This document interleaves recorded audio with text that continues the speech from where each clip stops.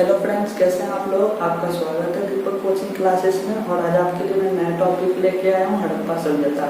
कैसा बारहवीं का ये चैप्टर है और मैं आपको ये आज एक्सप्लेन करने वाला हूँ कि इसको कैसे करना है आपको। और आप नोट्स बना सकते हैं, बहुत आसान है ये चैप्टर। आप बुक पढ़ेंगे तो इसमें और भी ज़्यादा आसानी से समझ में आएगा। चलिए शुरुआत करते हैं। हमारा लेसन का नाम है ईंटें, मनके और अस्थियां। इसको समझना बहुत जरूरी है। कभी भी आप बुक पढ़ें तो सबसे पहले चैप्टर का नाम को समझें कि वो बोलना क्या चाहता है आपको। ठीक है, तो हम इसी में क्या ढूंढेंगे। इतिहास होता है जो हमारा बीत गया है। हम जब किसी चीज की खोज करते हैं तभी हमें पता चलता है कि पहले की संस्कृति कैसी थी, पहले के लोग क्या खाते थे, कैसे उसकी पहनावा था। यही है इतिहास। और हम इसमें भी यही पढ़ेंगे कि हमारे जो खोज इतिहासकर्ता थे, पुरातत्वविद जो थे, उन्होंने कैसे इस नगर को खोजा है। ठीक है, और हमारा लेसन का नाम है ईंटें, मनके और अस्थियां। ईंटें मतलब आपको पता है जो पहले के भवन निर्माण हुए थे या अभी भी जो होते हैं उसमें ईंटों का यूज होता है। दूसरा है मनके। मनके जो होते हैं, हम जो पहनते हैं मालाएं, जो ज्वेलर्स होते हैं, उसको कहते हैं मनके। और अस्थियां जो है, अस्थियां होती हैं हड्डियां, उससे हमें सारी जानकारी प्राप्त हुई है। चलिए आगे बढ़ते हैं। हड़प्पा सभ्यता। देखिए, हड़प्पा सभ्यता की खोज जो हुई, इसका एक समय पीरियड भी होगा कि इस समय क्या हुआ होगा। तो इसका जो काल निर्धारण किया गया है, हड़प्पा सभ्यता का काल निर्धारित किया गया है 2600 ईसा पूर्व से 1900 ईसा पूर्व।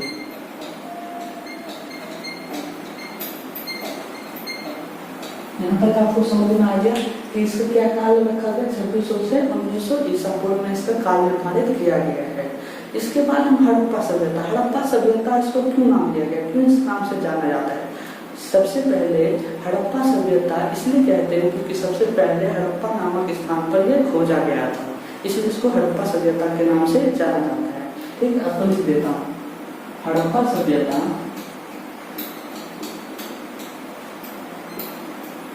इसलिए कहते हैं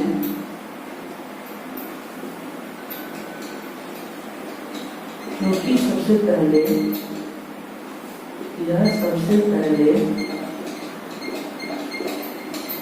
हड़प्पा नामक स्थान पर खोजा गया था।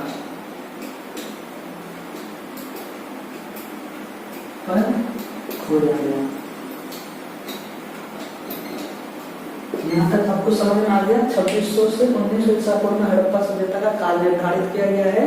और हड़प्पा सभ्यता क्यों कहा जाता है इसको हड़प्पा सभ्यता, इसलिए कहते हैं कि सबसे पहले हड़प्पा नामक स्थान पर खोजा गया था। दूसरी बात हम आगे करते हैं। सिंधु सभ्यता के भी इसको नाम से जाना जाता है। सिंधु सभ्यता, सिंधु सभ्यता के नाम से क्यों पुकारा जाता है।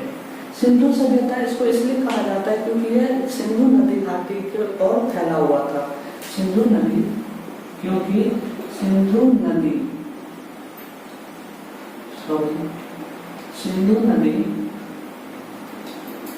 घाटी में फैला था।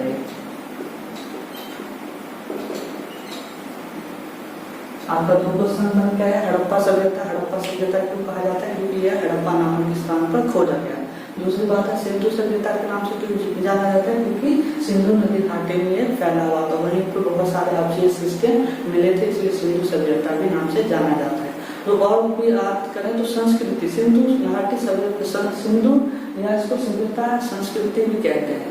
संस्कृति का मतलब आपको पता है, जो पहले के लोग खाते पीते थे, रहन सहन उनका था, उनको संस्कृति कहते हैं। पुरातत्वविद जो पुरानी वस्तुओं का उपयोग करते थे उसको संस्कृति कहा जाता है। अभी चलिए आगे बताने वाला आपको। आप इसके जो है अब प्रमुख जो है केंद्र, प्रसिद्ध केंद्र कौन कौन से थे। हड़प्पा सभ्यता के प्रसिद्ध केंद्र,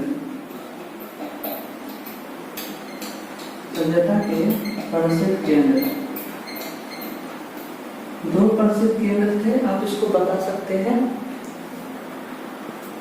कौन से थे। दो प्रसिद्ध केंद्र थे।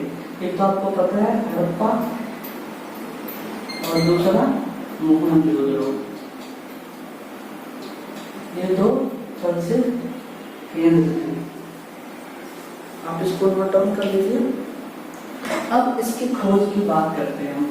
अब हड़प्पा सभ्यता के हमें दो केंद्रों के बारे में भी पता चल गया, हड़प्पा और मोहनजोदड़ो।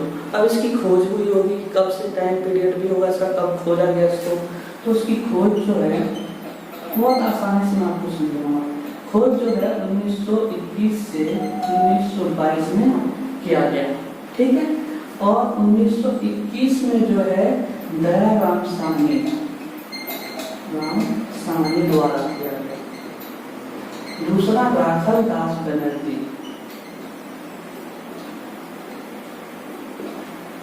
बनर्जी 1921 में दयाराम साहनी द्वारा और 1922 में राखलदास बनर्जी।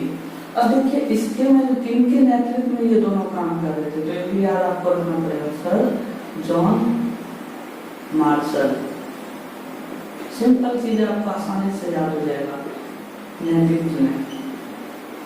और ये इंचार्ज थे, इनकी देखरेख कर रहे थे। तो दयाराम साहनी द्वारा 1921 में इसकी खोज हुई हड़प्पा सभ्यता की, और 1922 में किसके द्वारा हुई थी, राखलदास बनर्जी। और इनके इंचार्ज कौन थे, सर जॉन मार्शल। आपको आसानी से समझ में आ रहा है। अब आगे चलते हैं। हमें अब देखिए जानकारी वहां से क्या क्या मिलती है। 1921 और 22 में अब खोज शुरुआत हुई, हमें वहां से क्या क्या मिलता है जानकारी मैं आपको बता रहा हूं। तो खुदाई से हमें क्या क्या मिली होगी, खुदाई से इमारत, औजार, मृदभांड, मिट्टी के बर्तन होते हैं, मूर्तियां और आभूषण।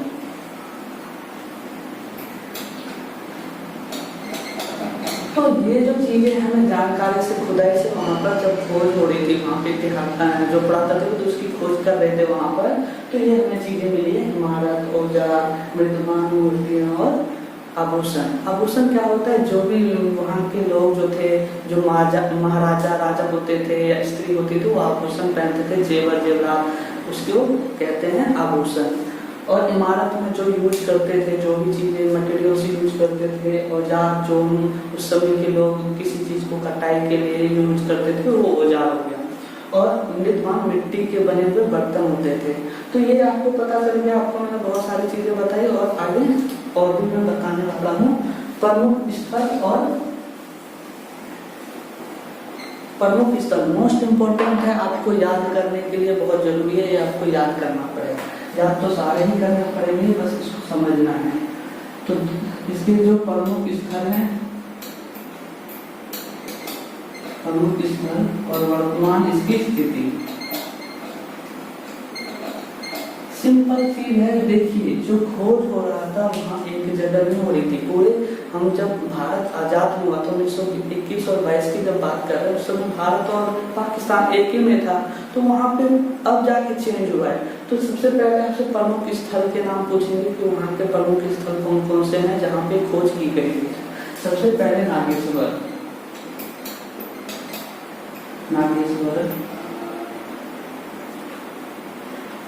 बालाकोट, चंद्रो, लोथल, धोलावीरा और कोर्टजी। ये जगह है जहाँ पे वो खोज हो रही थी हड़प्पा सभ्यता की। उसके बाद है वर्तमान में आप मैप में यूज करेंगे जब क्वेश्चन आपका आएगा कि नागेश्वर को दर्शाइए कहाँ पे है। तो नागेश्वर कहाँ पे है, गुजरात में। बालाकोट पाकिस्तान में है, चंद्रो पाकिस्तान में है, लोथल कहाँ पे है आपका, ये है गुजरात में, धोलावीरा गुजरात में है और कोर्टजी पाकिस्तान में। ये आप मैपिंग जब करेंगे तो आप इसको यूज करेंगे कि नागेश्वर में प्रमुख स्थल के नाम है जहाँ पे हड़प्पा सभ्यता की खोज हो रही थी। आपको पता चलता है नागेश्वर, बालाकोट, चंद्रमुद्रम, लोथल, धोलावीरा, कोरची। कहाँ नागेश्वर कहाँ है? गुजरात में। बालाकोट कहाँ है? पाकिस्तान में है। अभी वर्तमान की स्थिति बता रहा हूँ, प्रमुख स्थल पहले की जब खोज हो रही थी। चंद्रमुद्रम कहाँ है? पाकिस्तान में। लोथल गुजरात में, धोलावीरा गुजरात में, कोरची पाकिस्तान में। तो ये इम्पोर्टेंट था जो आपको याद करना है। आगे चलते हैं। अब है कि विस्तार क्षेत्र, आपको सभ्यता के विस्तार क्षेत्र कौन कौन से विस्तार क्षेत्र हैं वो भी आपको बताना है। सभ्यता के विस्तार क्षेत्र,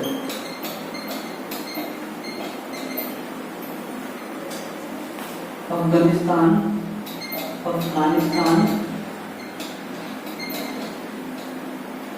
जम्मू, बलूचिस्तान, पाकिस्तान,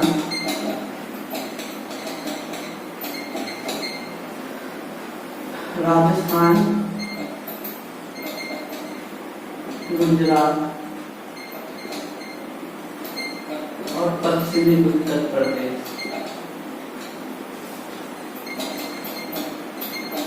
तो ये जो थे सभ्यता, हमारे खोजकर्ता के जो थे, हमारे इतिहासकार जो थे, ये सभ्यता के विस्तार क्षेत्र है। आप इसको आसानी से याद कर सकते, समझ सकते हैं। कौन सा है? अफगानिस्तान, जम्मू कश्मीर, बलूचिस्तान जो पाकिस्तान में है, राजस्थान, गुजरात, पश्चिमी उत्तर प्रदेश। ये जो है मोस्ट इम्पोर्टेंट है आपके विस्तार क्षेत्र, आपके सभ्यता क्षेत्र। आप इसको आसानी से याद कर सकते हैं। तो हमने बहुत चीजें आज पढ़ी है और आगे और भी बता रहा हूँ मैं आपको। तो हमने सबसे पहले क्या पढ़ा? हड़प्पा सभ्यता को समझा, और हड़प्पा सभ्यता का काल निर्धारण मैंने आपको बता दिया, 2600 से 1900 ईसा पूर्व। सिंधु सभ्यता क्यों कहा जाता है? सिंधु संस्कृति भी इसको कहा जाता है। सिंधु सभ्यता को सिंधु संस्कृति भी कहा जाता है क्योंकि वहाँ पे खान पीन रहन सहन एक जैसा था। उसके बाद मैंने आपको क्या बताया था कि वहाँ पे जानकारी हमें कैसे प्राप्त होती है? तो आभूषण, औजार और मूर्तियों से हमें जानकारियाँ वहाँ पे खोज से मिली है। और उसके बाद मैंने आपको क्या प्रमुख स्थल बता दिए कौन कौन से हैं, और मैंने अभी विस्तार क्या बताया आपको? सभ्यता के विस्तार क्षेत्र। बहुत सिंपल वे है, आप इसको आसानी से समझ सकते हैं। इससे आसान कोई हो नहीं सकता। आप बुक पढ़ेंगे, बहुत चीजें आपको समझ में नहीं आएगी। मैंने इसको सिंपल वे में समझाया। हड़प्पा सभ्यता इसलिए कहते हैं क्योंकि ये सबसे पहले हड़प्पा में खोजा गया। और दूसरी बात, सिंधु सभ्यता क्यों कहते हैं? क्योंकि ये सिंधु घाटी में फैला हुआ था। और मैंने आपको इसके जो है प्रसिद्ध केंद्र भी बता दिए, हड़प्पा और मोहनजोदड़ो। बहुत आसानी था। आप बुक में ढूंढेंगे आसानी से मिलेगा, आप बुक को पढ़िए आसानी से समझ में आ जाएगा। ठीक है। और उसके बाद सभ्यता के क्षेत्र भी मैंने आपको बता दिया कौन कौन से हैं। अफगानिस्तान, जम्मू, बलूचिस्तान, पाकिस्तान, राजस्थान, गुजरात, पश्चिमी उत्तर प्रदेश। ये जो थे हमारे विस्तार क्षेत्र है जहाँ पे ये खोज हो रही थी। उसके बाद हम जो है अब सभ्यता दो भागों में विभाजित था। सभ्यता दो भागों में विभाजित था। कौन कौन से थे आप बता सकते हैं, कमेंट बॉक्स में बता सकते हैं। तो सबसे पहले मैं आपको देखो एग्जांपल से बताता हूँ। ये है छोटा और ये है बड़ा, ये है ऊपर, ये है नीचे। ये दो जो है दो भागों में सभ्यता को बांट दिया गया था। देखिए ऊपर जो है इसको सबसे पहले मैं ये बता देता हूँ, ये इसको निचला शहर कहा जाता था क्योंकि नीचे था और ये बड़ा था। ठीक है। ये क्षेत्र जो है बड़ा है और ये छोटा है लेकिन ऊपर बनाया हुआ है। ठीक है। इसको निचला शहर नाम दिया गया, निचला शहर। यहाँ पे जनसंख्या ज्यादा थी, यहाँ पे कम थी। और इसको एक पूर्वी टीला भी कहते थे, पूर्वी टीला, इसको पश्चिमी टीला। आपको मैं एक डिटेल बता रहा हूँ, आपको आसानी से समझ में आएगा। आप बुक में देखिएगा यही सब मिलेगा, बट थोड़ा आपको टाइम लगेगा उसको पढ़ने में। और इसको मैं अगर आप इसको पढ़कर इसे समझकर आप बुक पढ़ेंगे तो आसानी से समझ में आएगा। तो सभ्यता कितने भागों में था? दो भागों में, जिसमें कि एक छोटा था और एक बड़ा था। एक ऊपरी इलाके में था और निचली में था। इसको निचला शहर और पश्चिमी टीला के नाम से भी कहते थे इसको, और पूर्वी टीला इसको कहते थे दुर्ग। अब देखिए इसको जो है ये निचला शहर बनाया गया और यहाँ पे निचले शहर में बार बार जल्दी आ जाती थी। और यहाँ पे ऊंचा इसलिए बनाया गया क्योंकि इनका सेफ्टी रहे, सुरक्षा रहे, ताकि ये बचे रहे, क्योंकि यहाँ पे जो थे बड़े बड़े राजा महाराजाएं रहते थे। और इसको जो है एक सुरक्षा के रूप में भी चारों ओर से दीवार से घेरा हुआ था, चारों ओर से। और ये जो बाहरी इलाका आप देख रहे हैं ये पक्की ईंटों से बना हुआ था,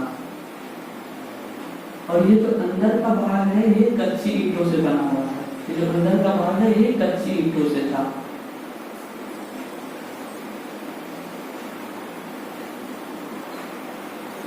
आपको पता चल गया, इसको निचला शहर नाम दिया गया। ये जो बड़ा क्षेत्र था यहाँ पे जनसंख्या ज्यादा थी, यहाँ कम थे। यहाँ पे जो थे राजा महाराजा लोग रहते थे, और यहाँ पे जो थे इनके जो भी सहायक होते थे, किसान होते थे, बड़े बड़े जमींदार होते थे, वो सब इसमें रहते थे।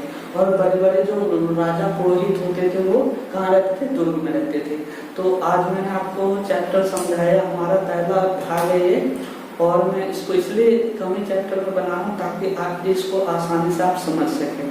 तो मैं आशा करता हूँ कि आपको अच्छा वीडियो लगे। अगर अच्छा लगे तो लाइक और शेयर जरूर करें, और अगर कोई दिक्कत होती है तो मुझे आप कमेंट बॉक्स में लिख सकते हैं। कृपया मैं इसको लाइक और शेयर जरूर करें। चलिए आप नेक्स्ट चैप्टर में मिलेंगे पार्ट 2 में।